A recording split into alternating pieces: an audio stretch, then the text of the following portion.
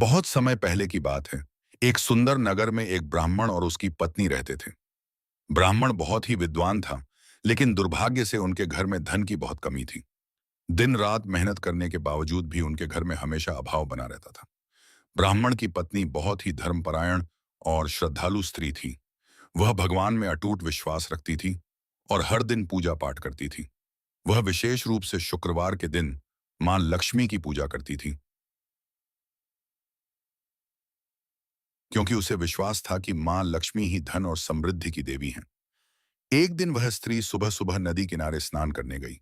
वहां उसे एक वृद्ध महिला मिली, जिसके चेहरे पर तेज था और आंखों में करुणा झलक रही थी। उस वृद्धा ने उस स्त्री से पूछा, बेटी, तुम इतनी उदास क्यों हो? स्त्री ने हाथ जोड़कर कहा, मां, हमारे घर में बहुत गरीबी है। हम बहुत प्रयास करते हैं, लेकिन धन नहीं टिकता। मैं मां लक्ष्मी की पूजा भी करती हूँ, फिर भी कोई लाभ नहीं हो रहा।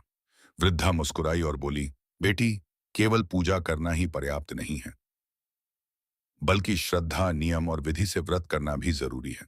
यदि तुम सच्चे मन से शुक्रवार का व्रत करोगी, कथा सुनोगी और नियमों का पालन करोगी, तो मां लक्ष्मी अवश्य प्रसन्न होंगी। स्त्री ने उत्सुकता से पूछा, मां, कृपया मुझे व्रत की पूरी विधि बताइए। वृद्धा ने कहा, शुक्रवार के दिन सुबह जल्दी उठो, स्नान करके स्वच्छ वस्त्र पहन लो, घर को साफ सुथरा रखो और मां लक्ष्मी की मूर्ति या चित्र के सामने दीपक जलाओ। उन्हें सफेद फूल, मिठाई और फल अर्पित करो। दिन भर संयम रखो और कथा सुनो। शाम को आरती करके प्रसाद बांटो।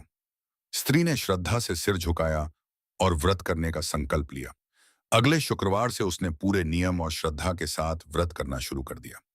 वह सुबह जल्दी उठती, घर की साफ सफाई करती, स्नान करके मां लक्ष्मी की पूजा करती और पूरे दिन संयम से रहती। धीरे धीरे उसके जीवन में बदलाव आने लगा। पहले जहां घर में अन्न की कमी रहती थी, वहीं अब भोजन की कोई कमी नहीं रही।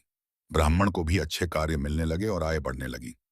एक दिन ब्राह्मण ने आश्चर्य से अपनी पत्नी से पूछा, यह सब कैसे हो रहा है? पत्नी ने मुस्कुराते हुए कहा, ये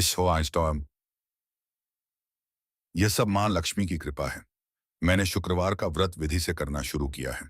ब्राह्मण भी बहुत प्रसन्न हुआ और उसने भी अपनी पत्नी का साथ देना शुरू कर दिया।